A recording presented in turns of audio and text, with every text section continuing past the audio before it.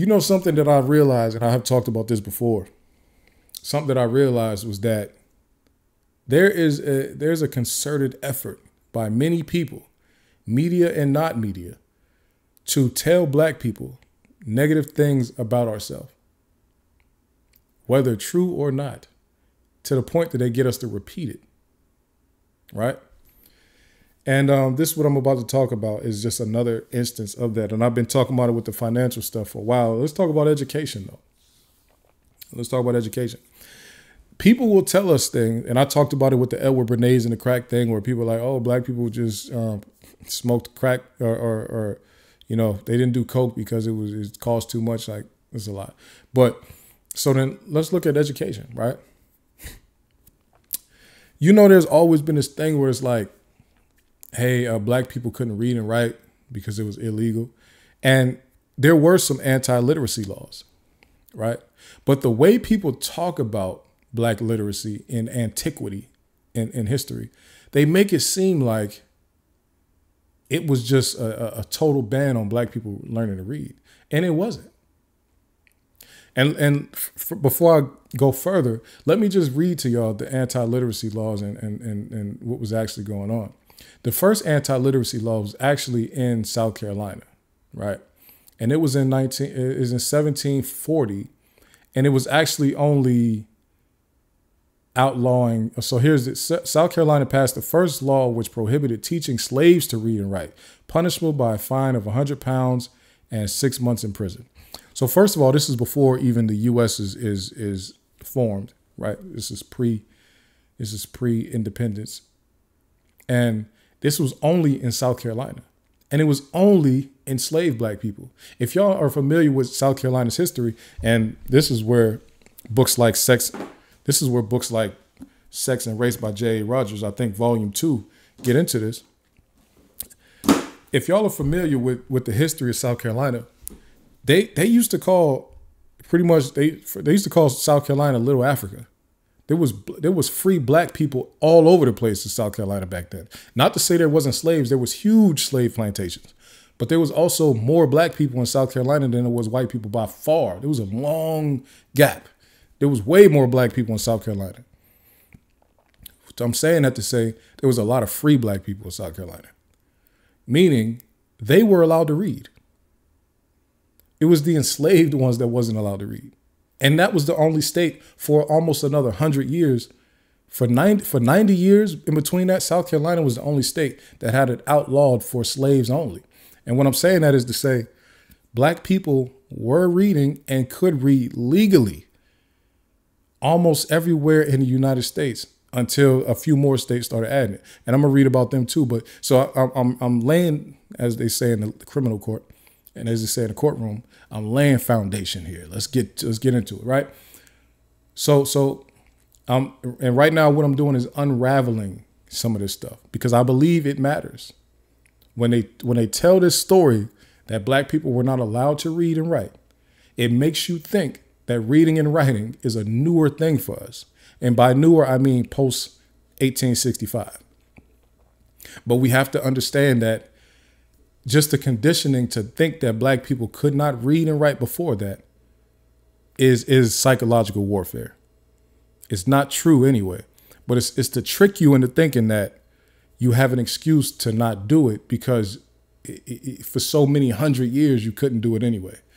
Let's go back to it. Now, like I said, they used to call South Carolina, they used to call parts of South Carolina Little Africa. There was black people everywhere walking around freely. They was able to go to stores. They would walk around downtown without passes. All type of stuff. Y'all know about Denmark Vesey. He was a free black person. He was trying to go free some other black. He was free. He was a carpenter. Yeah, he was a free person. You understand? In South Carolina, nobody bothered him, right? Until he started to organize. But so then the next anti-literacy law that popped up in America was Georgia in 1829. That's 90 years after the first one. So we're coming up close on the emancipation of our people in this country. And that's when you get the second state to even come up with a rule like this. So then Georgia prohibited teaching blacks to read, punished by a fine. Then Louisiana and North Carolina in 1830 passed law punishing anyone teaching blacks to read. Okay. Then 1832, Alabama and Virginia prohibited whites from teaching blacks to read or write. Then 1847, Missouri prohibited assembling or teaching slaves to read or write. Okay, and then Mississippi, it said Mississippi, but it doesn't say a year for Mississippi. Mississippi required a white person to serve up to a year in prison as a penalty for teaching a slave right. So total, this is South Carolina, Georgia, Louisiana, North Carolina, Alabama. Wait, did I count that right? Let me see. 1, 2, 3, 4, 5, 6, 7, 8. 8 states had laws against reading. 2 of those states, it was only laws against slaves reading. That means everywhere else, black people were allowed to read, first of all. Secondly, in 2 of those states, free black people were reading, and there were free black people in those states. And specifically, Mississippi. My family is from Mississippi, and my family was a free black family in Mississippi. We still have the land right now, 300 acres in Mississippi, in Jasper County, Mississippi. So I know for a fact, and these were like distinguished black people back then. I know for a fact that that was, they held on, it was for enslaved people. It wasn't for everybody. And a lot of these states is like a white person couldn't teach you how to read. It wasn't, teaching like, so let's move up. So I was saying that to say, let's unravel some of that foolishness about us not being able to read. Black people have come, first of all, not all of the people that they put in chains were in like small villages in Africa. Some were voyagers and some were like traveling the world, communicating with people all over the world because that's how they spoke so many languages. And then they got tricked into coming over to America, and then they just got thrown into slaves. Some of these people were scholars before they got thrown in a slave. Not everybody was, you know what I'm saying? Everybody wasn't the same. Okay. So, not only that, let's go into the history of education as it relates to the Black American Negro. Let's get into this thing, right? And I think this is important. Some of the earliest black schools teaching. Now, this is not these were from white people. These were white people teaching because they were trying to teach us the Bible. Of course, you know how the missionary stuff go. They want you to learn, and they want to start out with the Bible. Okay, or they want you to learn their way of living, so they start out by teaching the Bible. This is as early as 1695. The Society of Propagation of the Gospel in the Foreign Part sent a schoolmaster to Goose Creek Parish in South Carolina to instruct enslaved black children to read and learn Christian prayers. And in 1704, the society opened up another school for the education of black children in New York City. In 1744, 2 young black teachers, Harry and Andrew, oversaw the Society's School for Free Black Children in Charleston, South Carolina. Now, did you hear what I just read? In 1744, 2 young black teachers, Harry and Andrew, oversaw the Society's School for Free Black Children in South Carolina. So think about this. There were so many free black people in Charleston, South Carolina, that they started building schools. That's 1744. This is pre-Revolutionary War. Listen to what I'm trying to tell y'all. That's the city right there, too. There were so many free black people in Charleston, South Carolina, they started building schools. There was already black male teachers in 1744 in South Carolina. You got to really think about, why are they telling us that black people weren't allowed to read before this certain date? There's a reason for it. Let's move on to the next. This is a Harvard. I'm on Harvard's website. They have this information right here. I do want y'all to remember, in 1744, 2 young black teachers, Harry and Andrew, sounds like black men, Harry and Andrew oversaw the Society School for Free Black Children in Charleston, South Carolina. Let's move on. In 1731, Quakers organized schools for black children. During the 18th century, the Quakers were the most committed and consistent religious organizations to organize education for black children. Despite opposition in the slaveholding regions, the Quakers established schools in Virginia and other border colonies. And by 1731, they had established local schools in North Carolina expressly for the education of enslaved black children. The Quakers established schools for black children in Pennsylvania, New Jersey, New York, throughout the first half of the 18th century. So think about this. These people were so pushing education. They built a school for enslaved children in North Carolina. Now, we all know North Carolina is the South, and we all know Southern slavery was some of the most brutal that the world has ever seen.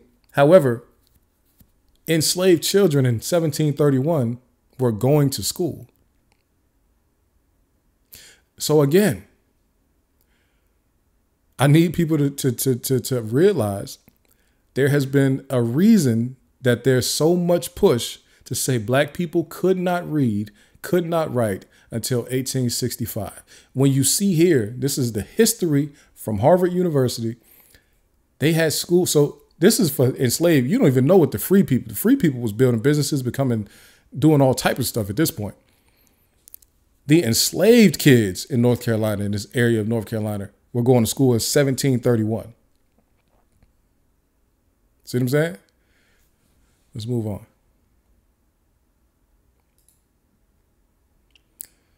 Now then, South Carolina comes with this literacy law that I just told y'all about, anti-literacy law.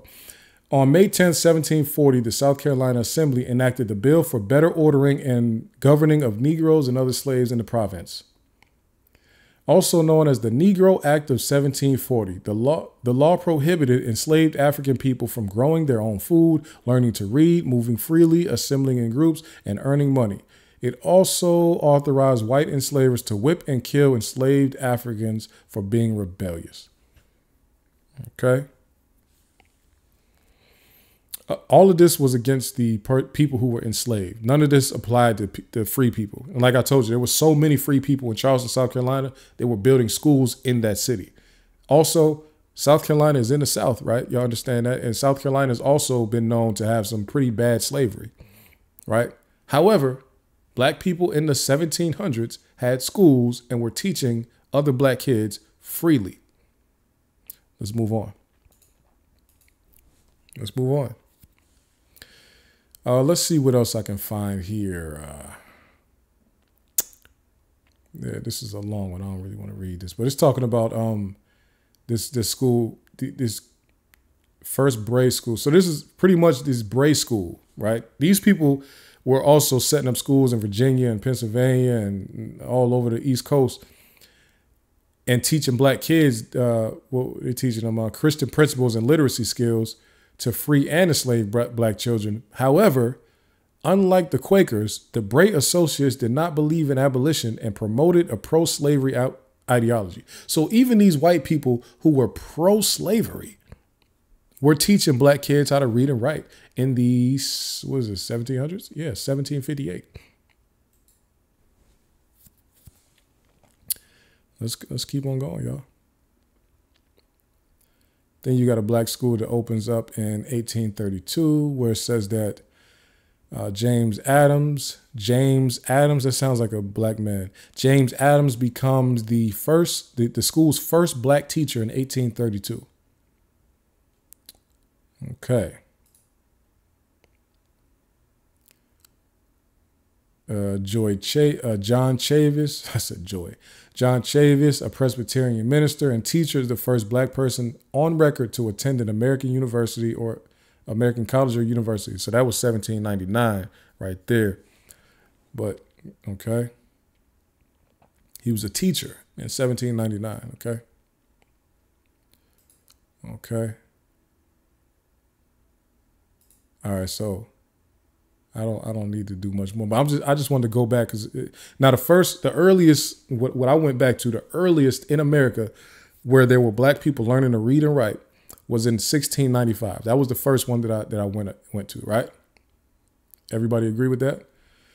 So again, I say to you, my good people, why is there such a push to tell black people that we could not read until after slavery was over, after 1865. Even though 1865 that's Texas. That's in Texas. That's when they got free.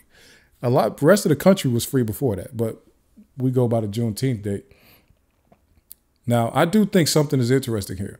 If you go to Google and you type in, who's the first black teacher in America? It will tell, multiple of these sources will come up and say, Susie King Taylor was the first black teacher to teach openly in a school for former slaves. Now, she was born in 1848. If you remember, I just read this whole timeline of black teachers. The first black teachers were at least 100 years before this lady was even born. The one that I read, I think it was 1733 in Charleston, South Carolina, 2 black men. So how come when I Google, and this lady pops up on the multiple sources as the first black teacher in America, right? I'm going somewhere with this, y'all. Follow me. We're talking about education. We're talking about blackness. We're talking about black education in this country because they want you to believe that black people did not read, could not read, where it was illegal for us to read until after slavery. Let's debunk it. It's not true. It was only true in a few states. And in some of those states, it was only true for enslaved people in those states. And it does not mean that we couldn't. It just means that in some of those states, we couldn't document. We couldn't put it on any paperwork that we knew how to. It's important. And I'm not saying that all black people knew how to read. I'm saying that a lot could and did. Let's move on.